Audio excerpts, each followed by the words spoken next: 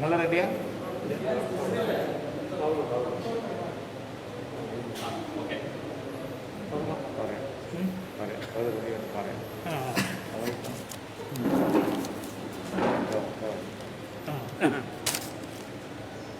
ഇത് മരുന്നടിച്ചേക്കണം, അത് വേണമെങ്കിൽ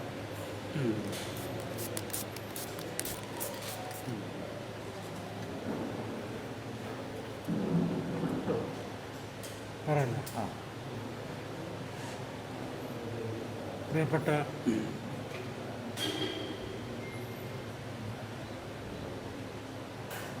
നമ്മുടെ പത്രപ്രവർത്തകരെ,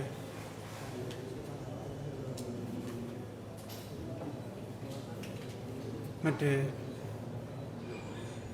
തെരഞ്ഞെടുപ്പിൽ ഭൂരിപക്ഷം നേടി ഇടതുമുന്നണി അധികാരത്തിലേറിയ സാഹചര്യത്തിലുള്ള രാഷ്ട്രീയ സാഹചര്യം അതിൻ്റെ ഗൗരവത്തോടെ ഉന്നതാധികാര സമിതി വിലയിരുത്തി. ആത്മപരിശോധന നടത്തി ഐക്യജനാധിപത്യ മുന്നണി ശക്തമായി മുന്നോട്ട് പോകും, കൂട്ടായ്മയോടുകൂടി. ഈ ഇടത് തരംഗത്തിനിടയിലും മുസ്ലിം ലീഗ് ചിട്ടയോടുകൂടി വളരെ ശക്തമായി പിടിച്ചു നിന്നുവെന്നത് ഏറെ അഭിമാനകരമാണ്. പാർട്ടിക്ക് ക്ഷീണമേൽക്കാതെ മെച്ചപ്പെട്ട വിജയം പ്രദാനം ചെയ്ത പ്രവർത്തകരെയും എല്ലാ ജനാധിപത്യ വിശ്വാസികളെയും അഭിവാദ്യം ചെയ്യും. മുസ്ലിം ലീഗ് പാർട്ടി തെരഞ്ഞെടുപ്പ് ഫലം സൂക്ഷ്മമായി വിശകലനം ചെയ്ത് സംഘടന സംവിധാനം ഭദ്രമാക്കിയും പ്രവർത്തനങ്ങൾ കൂടുതൽ ഊർജിതമായും മുന്നോട്ടു പോകും. മുസ്ലിം ലീഗ് പാർലമെൻ്ററി പാർട്ടി ഭാരവാഹികളായി താഴെ പറയുന്നവരെ തിരഞ്ഞെടുത്തു. Parliamentary party leader P K Kunhalikutty, deputy leader doctor M K Muneer, secretary K P A Majeed, whip P K Basheer, treasurer N A എണ്ണിക്കുത്. ഇവരെ നാം തിരഞ്ഞെടുത്തിരിക്കുകയാണ്. എല്ലാവർക്കും എൻ്റെ അഭിവാദ്യങ്ങൾ.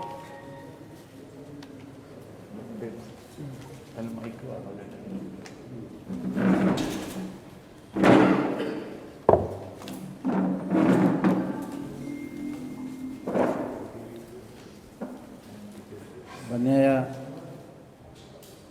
പ്രസിഡന്റ് തങ്ങളവകൾ ഇന്ന് ചേർന്ന എംഎൽഎമാരുടെയും ഹൈപ്പവർ കമ്മിറ്റിയുടെയും സംയുക്ത യോഗത്തിൻ്റെ വിലയിരുത്തലിനെക്കുറിച്ച് ഇവിടെ പറയുകയുണ്ടായി. അദ്ദേഹത്തിൻ്റെ സംസാരത്തിൽ പറഞ്ഞിട്ടുള്ള പ്രധാനമായ കാര്യങ്ങളൊന്ന്, പുതിയ തെരഞ്ഞെടുപ്പിൽ LDF അധികാരത്തിൽ വന്നു. ആ അധികാരത്തിൽ വന്നതിന് ശേഷം വരാനിടയായിട്ടുള്ള സാഹചര്യങ്ങൾ, മറ്റ് UDFൻ്റെ പ്രവർത്തനങ്ങളെപ്പറ്റി എല്ലാം തന്നെ ഉള്ളു തുറന്ന ആത്മപരിശോധനയ്ക്ക് ഞങ്ങളും വിധേയരാണ്. ആ കാര്യം തീർച്ചയായിട്ടും UDFും മുസ്ലിം ലീഗും ഒക്കെ ചെയ്യുമെന്ന കാര്യം അദ്ദേഹം ചൂണ്ടിക്കാണിച്ചു. മുസ്ലിം ലീഗിൻ്റെ തെരഞ്ഞെടുപ്പ് പ്രകടനത്തെ സംബന്ധിച്ച് അദ്ദേഹം കൃത്യമായി പറഞ്ഞു, വലിയ തോതിലുള്ള ഒരു തിരിച്ചടി ഇവിടെ UDF ഉണ്ടായപ്പോഴും മുസ്ലിം ലീഗ് അതിൻ്റെ ഏറെക്കുറെ സംതൃപ്തമായ സാഹചര്യമുണ്ടാക്കി, അതിൻ്റെ കോട്ടകൾ ഭദ്രമായി നിലനിർത്തി. അതോടൊപ്പം തന്നെ ഇത്തരം കാര്യങ്ങളെ സംബന്ധിച്ചും വിശദമായ ചർച്ചകൾ തുടർന്ന് അങ്ങോട്ട് നടത്തുമെന്ന കാര്യം സൂചിപ്പിക്കുകയുണ്ടായി. പാർലമെൻ്ററി പാർട്ടിയുടെ ഭാരവാഹികളെ തങ്ങൾ പ്രഖ്യാപിക്കുകയും ചെയ്തു. ഇതിൻ്റെ പശ്ചാത്തലത്തിൽ ചില വിശദീകരണങ്ങൾ കൂടി നൽകാൻ ആഗ്രഹിക്കുക. ഇപ്പോൾ ഈ തെരഞ്ഞെടുപ്പിൽ ഓരോ പാർട്ടിയുടെയും ജയപരാജയങ്ങൾ മീഡിയ വിലയിരുത്തുന്നുണ്ട്, രാജ്യത്തെ ജനങ്ങൾ വിലയിരുത്തുന്നുണ്ട്, സോഷ്യൽ മീഡിയയിൽ അതിനെപ്പറ്റിയിട്ടുള്ള സ്ക്രീനിങ് നടക്കുന്നുണ്ട്. പക്ഷേ ഇതിലെല്ലാം തന്നെ ഒരു സംഗതി, മുസ്ലിം ലീഗിൻ്റെ പ്രവർത്തനങ്ങളെ സംബന്ധിച്ച് വസ്തുതകൾ കൃത്യമായിട്ട് കാണാതെ അതിശയോക്തിപരമായി ചിലർ പരാമർശങ്ങൾ നടത്തുന്നു എന്ന് കാണാൻ കഴിയുന്നു. ഞങ്ങൾക്കതിലൊന്നും പരാതിയില്ല. ഞങ്ങൾ ജനാധിപത്യ പ്രസ്ഥാനമാണ്. ഒരു ജനാധിപത്യ പ്രസ്ഥാനം എന്നുള്ള നിലയിൽ സോഷ്യൽ മീഡിയയിലാവട്ടെ മറ്റ് മീഡിയകളിലാകട്ടെ ഞങ്ങൾക്കെതിരായിട്ട് ഒരു വിമർശനം വരുന്നതിനെ ഞങ്ങൾ ആക്ഷേപിക്കുന്നില്ല. അത് അവരുടെ ഒരു സ്വാതന്ത്ര്യവുമായിട്ട് ബന്ധപ്പെട്ട കാര്യമാണ്. പക്ഷേ സത്യസന്ധമായി കാര്യങ്ങൾ വിലയിരുത്തുകയാണെങ്കിൽ മുസ്ലിം ലീഗ് വളരെ മികവാർന്ന ഒരു പ്രകടനം കാഴ്ചവെച്ചു എന്ന് ഞങ്ങൾ അവകാശപ്പെടുന്നില്ല.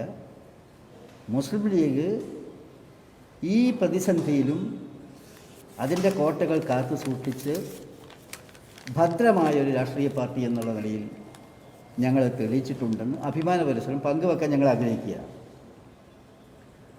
സംസാരിക്കുന്ന ഒരുപാട് കണക്കുകളുണ്ട്. ഇവിടെ ഇന്ത്യ ഭരിക്കുന്ന BJP, ആ BJP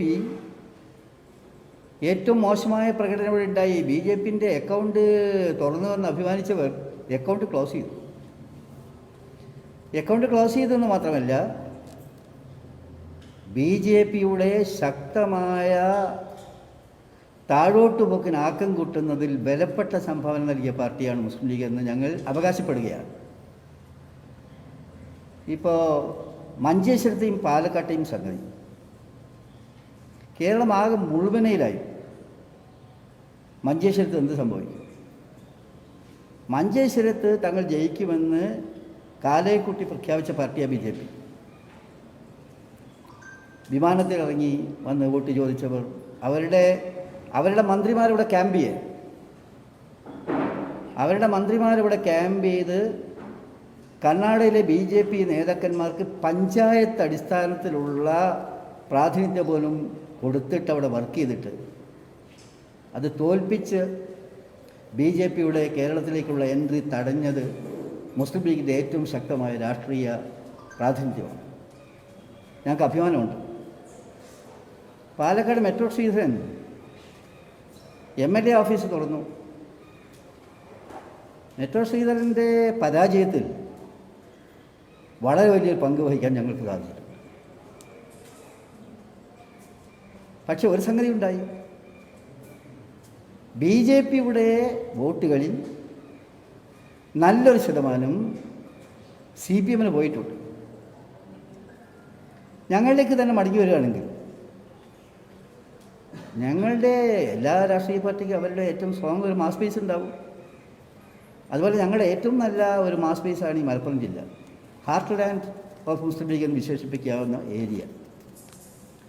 ഇവിടെ ഞങ്ങളുടെ പ്രകടനം വലിയ സംതൃപ്തി ഞങ്ങൾക്ക് നൽകുന്നുണ്ട്. ഞങ്ങളുടെ രാഷ്ട്രീയ യാത്രയിൽ ഈ ജില്ല ഞങ്ങളോട് ചെയ്തിട്ടുള്ള നന്ദിയും കടപ്പാടും ഞങ്ങൾ വളരെ വളരെ സന്തോഷപൂർവ്വം ഏറ്റെടുക്കുകയാണ്. മുസ്ലിം ലീഗിന് ക്ഷതമേറ്റിരിക്കുന്നു, അത് വലിയ തോതിലുള്ള പരാജയത്തിലേക്ക് പോകുന്നു എന്ന് പറയുന്ന പ്രചരണങ്ങൾ അതിശയോക്തിപരമാണെന്ന് മാത്രം തൽക്കാലം പറയാൻ ഞങ്ങൾ ആഗ്രഹിക്കുകയാണ്. അങ്ങനെയൊക്കെ ആണെങ്കിലും ബഹുമാനപ്പെട്ട തങ്ങളോട് ചൂണ്ടിക്കാണിച്ചതുപോലെ എന്തെല്ലാം തിരുത്തലുകൾ ഇനിയും വേണം അത് ഞങ്ങൾ ആലോചിക്കുകയാണ്. തീർച്ചയായിട്ടും ചെയ്യും. ഞങ്ങളതിനെപ്പറ്റി ഇവിടെ പറഞ്ഞു. ഒരു ജനാധിപത്യ പ്രസ്ഥാനം എന്നുള്ള നിലയിൽ ഏത് വിമർശനങ്ങളെയും എടുത്തിട്ട് അതിൽ പോസിറ്റീവായിട്ടുള്ള വശങ്ങൾ നോക്കി എന്തെല്ലാം തിരുത്തൽ നടപടികൾ വേണമോ ആ തിരുത്തൽ നടപടികൾ തീർച്ചയായിട്ടും ഞങ്ങൾ ചെയ്യും. അത് യാതൊരു സംശയമില്ല. അപ്പോൾ ഇത്തരം കാര്യങ്ങളിൽ ഗൗരവതരമായ ചില ചിന്തകൾ ആവശ്യമാണ്. ഞങ്ങൾ എന്തുകൊണ്ടാണ് ഇങ്ങനെ ഈ കാര്യങ്ങൾ പറയുന്നത് ചോദിച്ചാൽ, ഈ പ്രതിസന്ധി അല്ലെങ്കിൽ കൊടുങ്കാറ്റിൽ പോലും ശക്തമായി ഒലയാതെ നിന്നിട്ടുള്ള പ്രസ്ഥാനത്തിന് നേരെ നടത്തുന്ന വിമർശനങ്ങളോട് ഞങ്ങൾ അസഹിഷ്ണുതയൊന്നും പറയല്ല. അത് തെറ്റാണ്. വസ്തുതാപരമായിട്ട് കാര്യങ്ങളെടുത്ത് പരിശോധിക്കുകയാണെങ്കിൽ ഞങ്ങൾക്ക് നല്ലൊരു പെർഫോമൻസ് കാഴ്ചവെക്കാൻ കഴിഞ്ഞിട്ടുണ്ട് എന്നതാണ്. അതുപോലെ തന്നെ നമ്മൾ തോറ്റ പരാജയത്തിൻ്റെ കാര്യത്തിൽ വലിയ കൊട്ടിഘോഷിക്കുന്ന ഞങ്ങൾക്ക് പരാജയമുണ്ടായത് കൊട്ടിഘോഷിക്കുന്ന CPM അവരും ജയത്തിൻ്റെ നടുവിൽ വലിയ പതനം അവർക്ക് ഉണ്ടായിട്ടുണ്ട്. ഈ BJPയുടെ സഹായമൊക്കെ സ്വീകരിച്ചിട്ട് പോലും തവനൂര്, നിലമ്പൂര്, താനൂർ മണ്ഡലങ്ങളിൽ നേരെ കുത്തനെ താഴോട്ട് വന്നു. തവനൂർ മണ്ഡലത്തിൽ 17,000 വോട്ടിന് ജയിച്ചിരുന്നവർ ഞങ്ങളുടെ യുവസ്ഥാനാർത്ഥിയുടെ മുമ്പിൽ 3,000-ലേക്ക് താഴോട്ട് വന്നു. തവനൂര് 17,000 അവിടെ നേരത്തെ ഭൂരിപക്ഷമായിരുന്നെങ്കിൽ ഇപ്പം അത് 3,000-ലേക്ക് പോയി. താനൂരിലും അതുപോലെ ഭൂരിപക്ഷം 5000-ൽ നിന്ന് 1000-ന് അപ്പുറത്തേക്ക് ജസ്റ്റ് പോയി. നിലമ്പൂർ 8000-ൽ നിന്ന് 2.5 ആയിട്ടത് മാറി. ഞങ്ങൾക്ക് ഏറ്റ പരാജയം ഞങ്ങൾ സമ്മതിക്കുന്നു. ഞങ്ങൾ 3 മണ്ഡലത്തിൽ തോറ്റു. പക്ഷെ 3 മണ്ഡലത്തിൽ തോറ്റപ്പോഴും വളരെ കാലം മുസ്ലിം ലീഗിൻ്റെ കയ്യിലുണ്ടായിരുന്ന കൊടുവള്ളി ഞങ്ങൾക്ക് തിരിച്ചു പിടിക്കാൻ പറ്റി. കുറ്റ്യാടി ഞങ്ങൾ തോറ്റത് വളരെ ചെറിയ വോട്ടിനാണ്. അപ്പോൾ അതെല്ലാം വെച്ച് നോക്കുന്ന സമയത്ത് ഞങ്ങൾക്ക് നല്ല തോതിലുള്ള ഒരു പ്രകടനം കാഴ്ചവെക്കാൻ പറ്റി. മുസ്ലിം ലീഗിൻ്റെ കാര്യം പറയുന്ന സമയത്തും UDFൻ്റെ ഭാഗമാണ് ഞങ്ങൾ.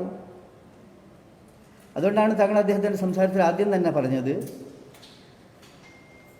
ഞങ്ങളുടെ പെർഫോമൻസും കോൺഗ്രസിൻ്റെ പെർഫോമൻസും മൊത്തത്തിൽ UDFൻ്റെ പെർഫോമൻസ്, അതിൽ വന്നിട്ടുള്ള ചെറിയ ക്ഷതം എന്താണെന്ന് നോക്കി മനസ്സിലാക്കി അതിലേക്കുള്ള പരിഹാര നടപടികൾ എടുക്കാൻ വേണ്ടിയുള്ള തീരുമാനം എടുത്തത് അദ്ദേഹം പറഞ്ഞു. ഞാനത് ഇവിടെ റിപ്പീറ്റ് ചെയ്തില്ല.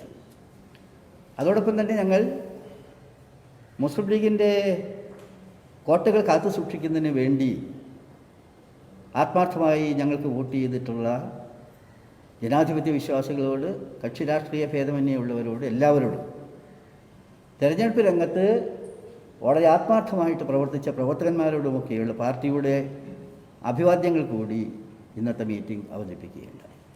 ഇത്രയും കാര്യങ്ങളാണ് ഇന്ന് നടന്നതിൻ്റെ ചുരുക്കം. ബാക്കി കാര്യങ്ങൾ സപ്ലിമെൻ്റ് ചെയ്യാനുണ്ടെങ്കിൽ ഇവിടെ കുഞ്ഞാൽ സാഹിബും മറ്റ് നേതാക്കന്മാരും ഉണ്ട്, അവർ സപ്ലിമെൻ്റ് ചെയ്യും.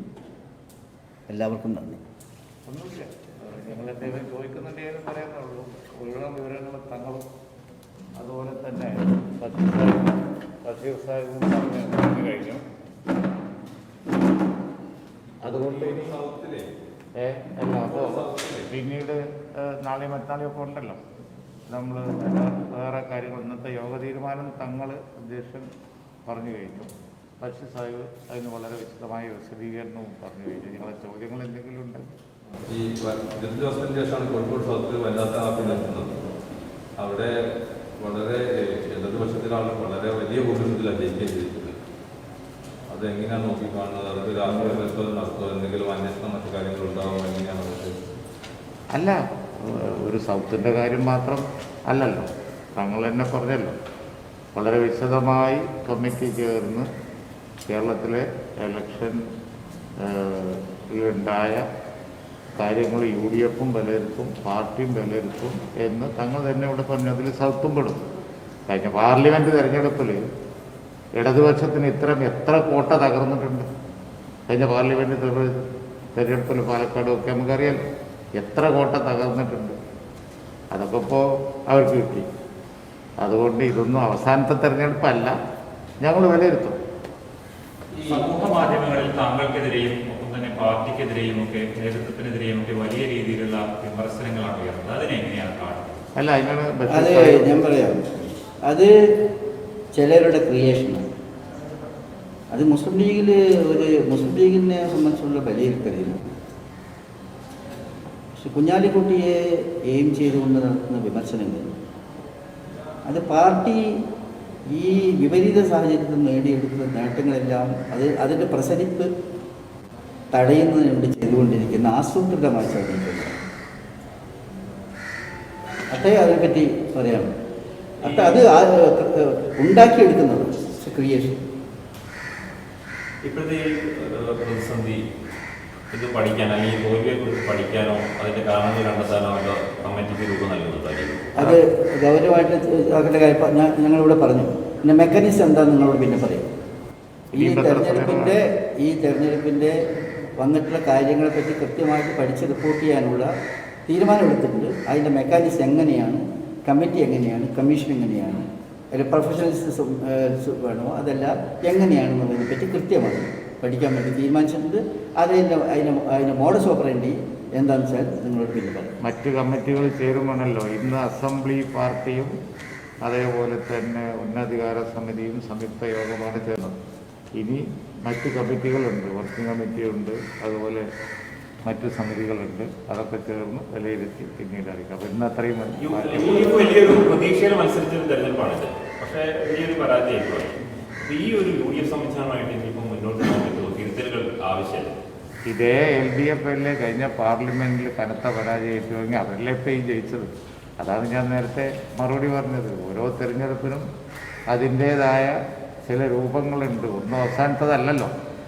DMK 2 പ്രാവശ്യം പ്രതിപക്ഷത്തിരുന്നതിന് ശേഷമാണ് ഇപ്പോൾ സ്റ്റാലിൻ തിരിച്ചു വന്നത്.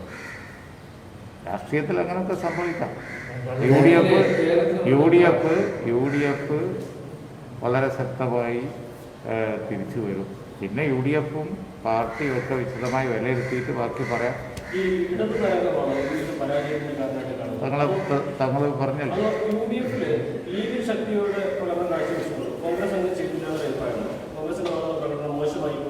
ഇല്ല, ഞങ്ങൾ വിലയിരുത്തിയ കാര്യങ്ങൾ മുഴുവൻ നിങ്ങളോട് പറഞ്ഞു കഴിഞ്ഞു. ബാക്കി വിശദമായി വിലയിരുത്തിയിട്ട് പറയാം.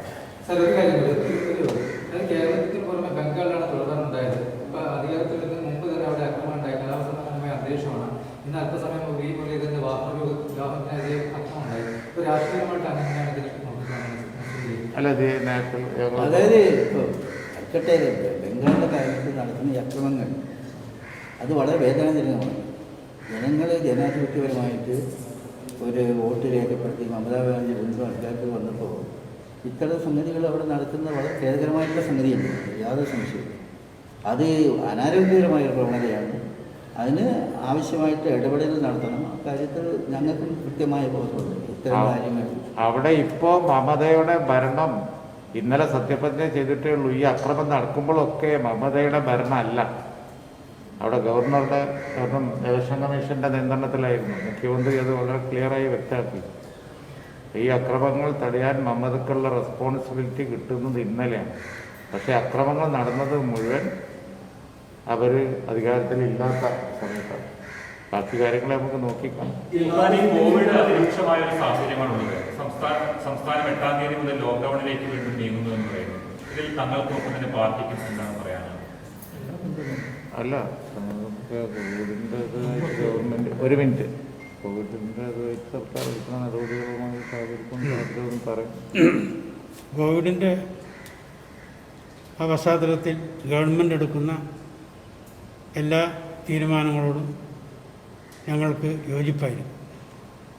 ജനങ്ങൾ അതുമായി സഹകരിച്ച് നമ്മുടെ ജനങ്ങളുടെ സുരക്ഷ ഉറപ്പുവരുത്തണം എന്ന നിലപാട് പാർട്ടി നേരത്തെ എടുത്തിട്ടുണ്ട്. മാത്രമല്ല, ജില്ലാ പ്രസിഡന്റ് ഇവിടെ ഉണ്ട്. ഈ ജില്ലയിൽ എല്ലാ സംവിധാനങ്ങളും അതിന് വിട്ടുകൊടുത്തു. അതേപോലെ തന്നെ സ്റ്റേറ്റ് തലത്ത് CH ട്രസ്റ്റിൻ്റെ എല്ലാ വാഹനങ്ങളും വിട്ടുകൊടുത്തു. ഒരു അടിയന്തര ഘട്ടത്തിൽ ഗവൺമെൻറ് എടുക്കുന്ന നടപടികളുമായി സഹകരിക്കുക എന്നുള്ള നിലപാടാണ് നേരത്തെ തന്നെ ഈ കാര്യത്തിൽ പാർട്ടി. ഈ 4 സിറ്റിംഗ് സീറ്റുകളുടെ തോൽവിക്കൊപ്പം മലപ്പുറം ജില്ലയിൽ യൂത്ത് ലീഗ് നേതാക്കൾ ഒരു മണ്ഡലത്തിൽ ചെറിയ ഭൂരിപക്ഷത്തിൽ ജയിക്കുകയും മറ്റു താനൂരിനെ പരാജയപ്പെടുകയും ഈ പരാജയം പരിശോധിക്കും താനൂരിന്റെ പാർട്ടി സംവിധാനത്തിന് പോരാൻ പറ്റിയ വിമർശനം കൂടി. അതാണ് ഞങ്ങൾ പറഞ്ഞത്. ഇനിയെല്ലാം വിലയിരുത്തട്ടെ. തെരഞ്ഞെടുപ്പിൽ ഓരോ മണ്ഡലത്തിലുള്ളത് വിശദമായി വിലയിരുത്താതെ പറയാൻ കഴിയില്ല. യൂത്ത് ലീഗിൻ്റെ മറ്റൊരു നേതാവാണ് സുരേന്ദ്രനെ. ആ യൂത്ത് ലീഗിൻ്റെ നേതാവ് അഷ്റഫ് ഇവിടെ വന്നു.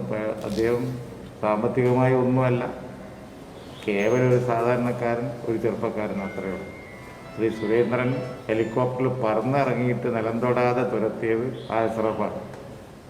അതുപോലെ തന്നെ ഷാഫി പാലക്കാട്ട് നമ്മൾ കണ്ടല്ലോ. നേരത്തെ ബഷീർ പറഞ്ഞാൽ ഈ തുറന്ന ഓഫീസ് പൂട്ടിച്ചത് ഷാഫിയാണ്. അപ്പോൾ ഇതൊക്കെ ചെറുപ്പക്കാർ നല്ല പെർഫോമൻസ് കാഴ്ചവെച്ചുകൊണ്ട് യങ്സ്റ്റേഴ്സൊക്കെ മോശക്കാരൊന്നും അല്ല.